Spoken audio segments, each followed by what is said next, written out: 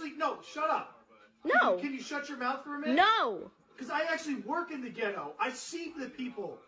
Do you know why they're in that Go and position? I see these people. Do you understand the systematic They and get historical all kinds reason of for why they're in chances that and position? They don't care. All they want to do is be ghetto. No. Yes, there's some that don't, and there's good people. No. Most of them just want to suck off the system or do something bad like drugs or gangs. And that's all They have been oppressed. They have not been given the same opportunities you have had. They do, and there's plenty of black people. No, they don't, Dad. There's plenty of And you not recognizing that as an issue is the reason why it's still continuing today. I see them all over. There's all kinds of successful people that are of color. It doesn't matter what color, brown, white. But it's a orange, lot harder yellow. for them to get to that position. It doesn't matter. When they do, they're fine. But there's always filthy animals. And that You're calling people of color black animals. You're calling them animals. Are you kidding me? You didn't let me finish. That's not okay. No matter what, too. that's not okay. No matter what, it's not okay. Racism is not okay. Why do you think that racism is okay? Oh, that's mine. Billy, I'm gonna look at. No, I'm looking at statistics right now. Your statistics they can be warped. Statistics can be warped. You want me to show you videos? So why are Do you want me to show you videos of cops? I will do it. Statistics wrong? Because they can be warped. I'm not giving statistics right now. They can be warped. Personal experiences can't. No, because this is actually putting it into play. When you Do I need to show you a bunch of videos of cops attacking protesters? Peaceful protesters. Just listen to this. This is the number. You mean I'm informed and educated? You're not though. Yes, I am. You're one-sided informed. Mom, I was watching political stuff and you said to turn that off because you don't want to hear about it. That means that I am educated on it and you are not. I'm sick of hearing it. The fact that you can have that ignorance for the majority is bliss. Okay, so Ignorance for the minority So I'm is looking at statistics destruction. that are wrong. This is just pure wrong information out there. Just give me the statistic. In 2017, 457 white people were shot to death by the police in the United States. Okay. 223 were black. 76% of the population is white. 13% is black. I get that. If they were being killed at the exact same rate by police officers, the rate of black people being killed would be 8.9. But it's not. It's 24%.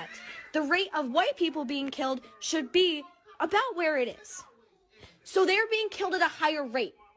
There's more white people, meaning that the amount of people killed by cops who are white would be higher. The reaction of the person. I'm not saying Because they're I'm tired. not saying it's They're tired right. of being treated I'm that not way. saying it's right. Good. But if they started teaching them that this is the world that we live in, you don't want to be killed. Why do you think your friend's father taught him that? So that his black son doesn't end up dead like Tamir Rice.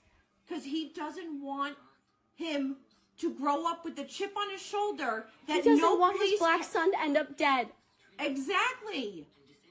That's not okay. Why do you think that's okay? Because why is it something that you're okay with? Why is that a reality that you're okay with? I'm okay with it. But you are. No, I'm not. I'm So saying stand against it. So stand against it. If you're not okay with it, so stand you wanna know against when I'll it. stand against it? When the black people in the ghetto stop carrying an illegal weapon. When the black people in the ghetto stop murdering each other. I'll start caring about cops when they stop killing black people. I'll start caring about black people when they stop killing cops. Police officers, the rate of black people being killed would be 8.9, but it's not. It's 24%. The rate of white people being killed should be about where it is. So they're being killed at a higher rate. There's more white people, meaning that the amount of people killed by cops who are white would be higher.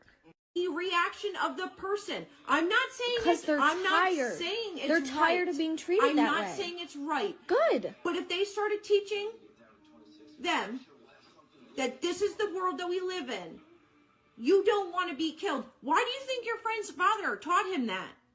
Because so that his black son doesn't end up dead like Tamir Rice.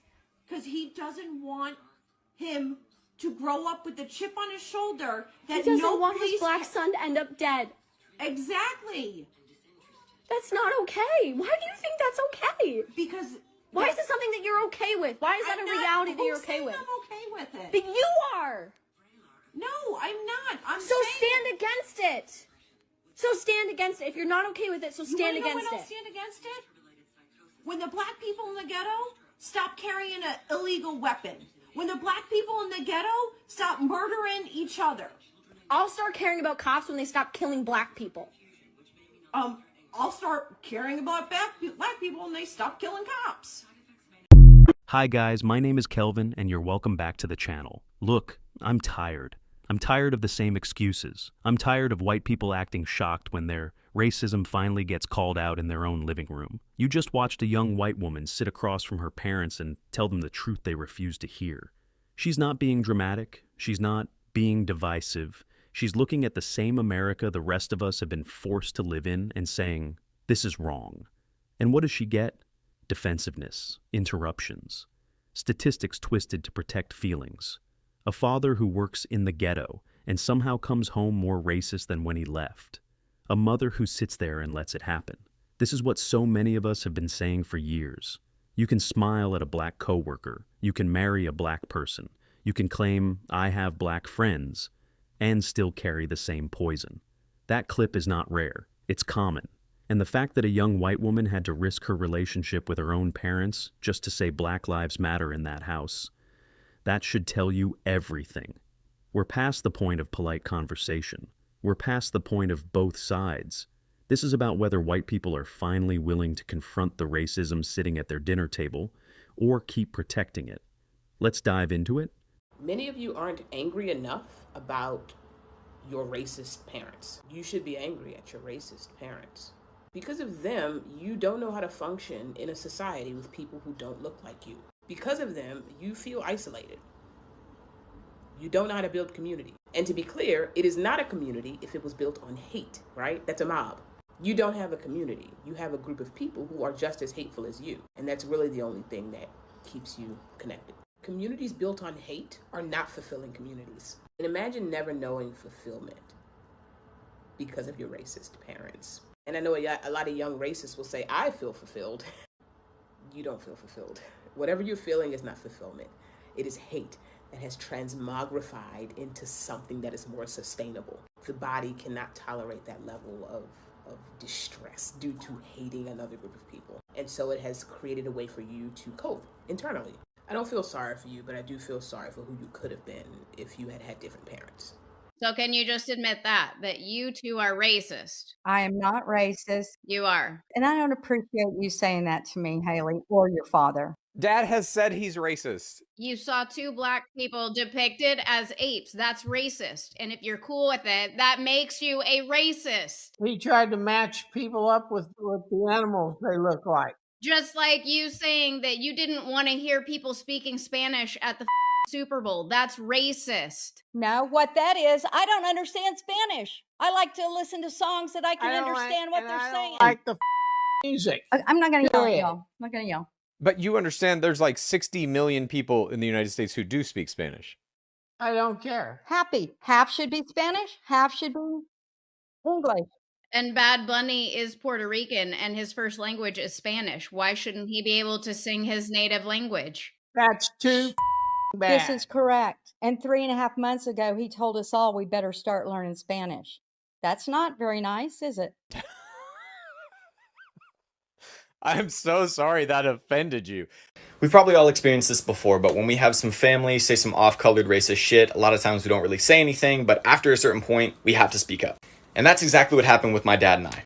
We got in a conversation because he asked what I was doing to protect my parents' business against looters and vandalizers, and okay. I was like, no, I'm not worried at all because the people that are protesting, such a small portion of them are actually vandalizing or looting. So no, I'm not worried because I've been to multiple protests and experienced nothing but love and positivity. And this bootlicking motherfucker, he goes on, well, you know, blacks and Asians are more inherently violent and their interactions with law enforcement are more likely to turn violent. And if I was a cop, I would be, you know, a 1 in 4 chance of the situation turning more violent if I was interacting with a person of color. Excuse me? I'm not worried about my dad getting killed in the field.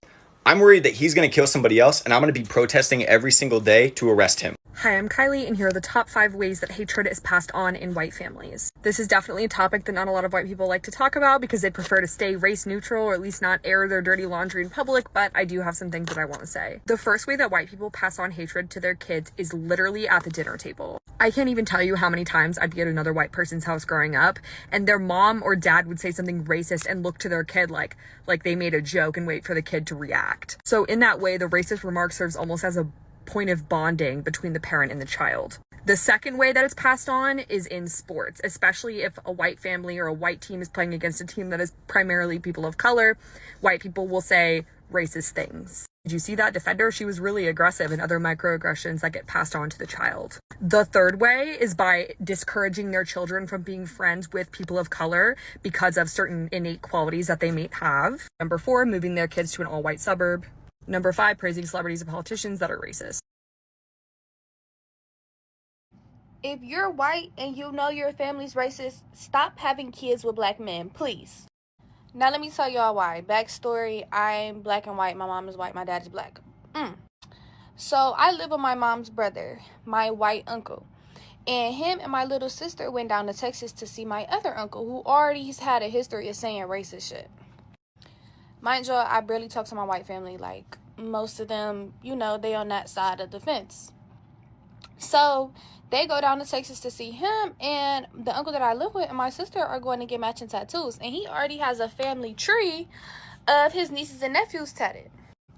So my sister calls me and thinks it's funny that my other uncle told him, oh, since I think it's funny that you're getting your half black nieces and nephews tatted on your family tree like they're hanging off a tree. Who's laughing? Why do some white people think that anti-racism should be left to minorities? That's a genuine question, because every time I talk about racism, I get the same comments. Why are you talking about this? Why are you speaking for black people? Stay in your lane, let minorities speak for themselves. Okay, but if racism is wrong, why would challenging it only be the responsibility of the people experiencing it? Why are some white people so comfortable expecting minorities to do all of the educating, all of the explaining, all of the emotional labor, all of the fighting, while they sit on the sidelines criticizing anybody who joins the conversation? Because that makes absolutely zero sense to me, especially when black people have been explaining racism for decades. The information is there, the history is there, the evidence is there, and at some point white people need to stop acting like racism is somebody else's problem to solve, because white supremacy was not built by minorities, so why would dismantling it be solely their responsibility? And in all honesty, some of the backlash that I've received has only convinced me more that these conversations need to happen. And if your response to a white person challenging racism is stop talking about racism, then maybe the issue isn't that I'm speaking. Maybe it's that you don't like what's being said. The moment that I knew my mom was racist was a day where my older sister came back home, and she just seemed like there was something wrong with her. Like, she just seemed like off. And she just looked at me and said, like, Mom called a black man the N-word. And she was really like, she seemed just confused because she was a quarter black. And she always kind of struggled with her identity and like where she fit in and like how black she was. But she knew that was wrong, obviously. And then I just looked at my mom, and my mom was like, well, I didn't mean it like that. Like, I just said it so he stopped hitting on your sister. Because he was like some black homeless man downtown. She felt the need to like completely degrade him like that. And I just looked at her, and both of us were just kind of standing there. And I was like, why would you do that? I was like, I'm black. And then she just kept saying, well, I didn't mean it like that. I didn't mean it like that. And it's like, what do you mean? Like, you can't just say that word. And that's why, like, even now, like, you have to tell people, like, you can't just say that. Like, you can't just throw around that word and act like it's a lighthearted thing. Like, it was just so weird because I was like, that's everything I am. So that's what you think of me. That's what I am to you. And it was just so weird because I was like, you're supposed to be my mom, like, the person who's, like, protects me. And I was like, you're doing that all to get a man to stop hitting on my sister? Like, you couldn't have just used other words? And it's like, people don't understand, like, the gravity of, like, when you say things like that. Like, it's not just, like, a word that you throw out there. Like, it shows a lot about your character. It shows a lot about who you are. And I never looked at her the same after that. I never did. And it makes sense, like, fast forward, like, Because my mom, like, I've already talked about it, but she gave me away when I was 5 years old, or she, like, left me with someone who was horribly abusive just because she didn't like me racially. Like, she didn't like anything about me. She had said it, like, that she was giving me away because I'm black, and I came out too black. And it all just kind of, like, clicked for me. And I couldn't stand my mom after that. Let's talk about an uncomfortable aspect of racism. Some white people who have black children, even if they birthed them, are racist. Yeah, not all of them, but a lot of them are. A lot of them just like to fetishize black people, thinking that, you know, I am just sexually attracted to them, but I don't have to treat them as human. I sat there my whole life watching my own mother do this to my brother. And it's really unfortunate because every single time they had a fight, what word do you think she used? I'll give you a hint, it starts with an N. And she birthed this man. She birthed this man, and she treated him like he was a dog his whole life, and still continues to do so. Why do you think that he moved 2,000 miles away immediately after college and never came back? Because a lot of white people out there just like to have black children just so that they can say they have black children. But a lot of y'all don't even want to talk about it. And again, it's not every white person, but a lot of you love to do this. For example, one time I was seeing a black guy, my mom caught wind of it, and she goes, "Oh my God, I want black grandbabies so bad." I was literally just seeing this guy. That was it. And she wanted to use black grandbabies as a trophy, to be like, "I have black grandbabies." What are you talking about? These people aren't trophies. You shouldn't treat them like, "Oh my God, it's so taboo. Look at me. I have black family." It's not like that. They're people. And it's so more prevalent than you think it is. I went no contact with my racist father over 20 years ago, and I'm finally ready to talk about it. When my father found out that I was dating a black man, he decided to call in a family meeting. At the time, he lived about 20 hours away. He made the drive in about 15 hours. Decided to have this family meeting at our local library because you can't yell or scream at the library. I agreed to meet him, and the first words out of his mouth were something that I will never forget, and I will never be able to forgive him for. He told me that I was going to die of AIDS from fucking a primate. I'll just leave it at that. I stood up, kept my head held high, and I walked out of that meeting room and never spoke to him again. I would like to add that he has not reached out to me in the last 20 plus years as well. He is dying of what is suspected to be Lewy body dementia, and I've kind of struggled with whether or not I should reach out to him, but he hasn't reached out to me either. Not to apologize, not to make amends, for any reason, he has not reached out to me. So I think it's best that I just leave it as it is. And I'm making this video for anyone that might be struggling to go no contact with your racist family. I don't regret my decision because I have a beautiful black son. He is an adult now. I'm okay because I know that I protected him from feeling hated by someone who should have loved him and should have accepted him for who he is. I can't imagine exposing my child to someone who had that much hate in their heart just because of the color of his skin. It makes me sad that it's 2026 and there are still people in this world that feel that they are superior or that they are more deserving because of the color of their skin. But that is not something that I will ever tolerate, and I will never subject my children to.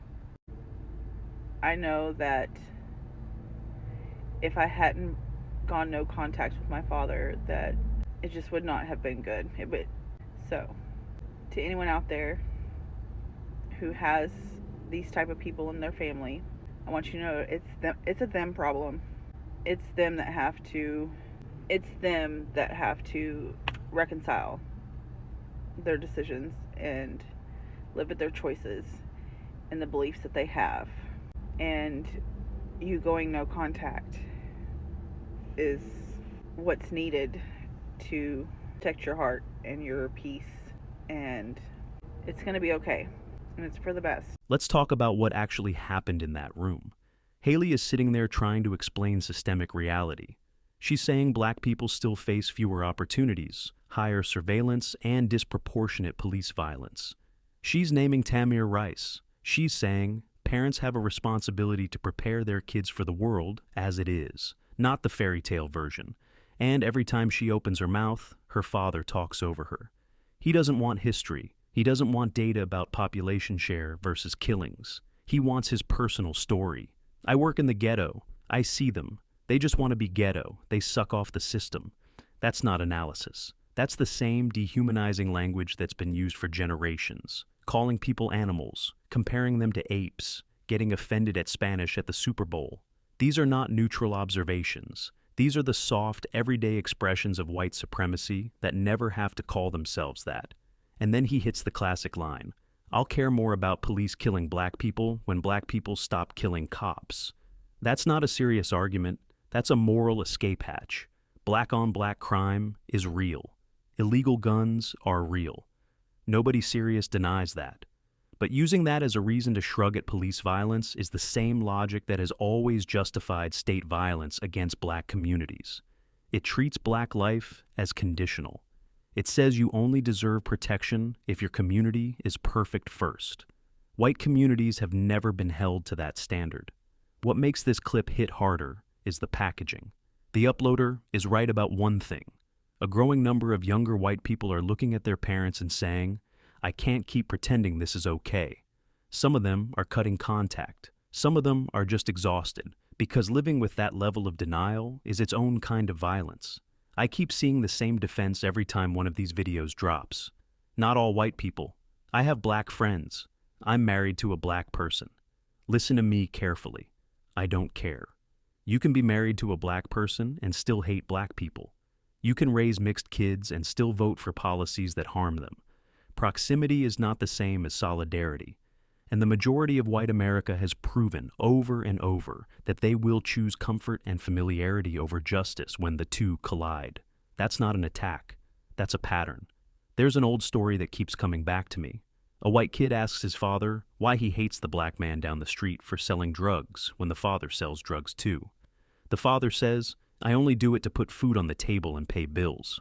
He never once considers that the black man might be doing the exact same thing for the exact same reasons. That is the heart of it. White struggle is always framed as temporary, understandable, even noble. Black struggle is framed as character, culture, choice. Haley is doing something most people in her position never do. She's refusing to protect her parents' feelings over the truth. That takes guts. But let's not pretend these conversations usually change minds. Most of the time they don't. The parents dig in, the labels fly, the relationship fractures, and the daughter is left deciding how much of herself she's willing to sacrifice to keep the peace. That's the real cost. White people who decide to reject the racism they were raised with often lose family in the process. And still, some of them keep choosing the truth anyway. That matters. But the rest of us are not obligated to wait patiently while white families slowly, maybe, someday decide, black lives are worth the discomfort. We've been waiting. The bodies keep dropping. The excuses keep evolving. And every time another Haley has to fight this fight in her own house, it proves the same thing.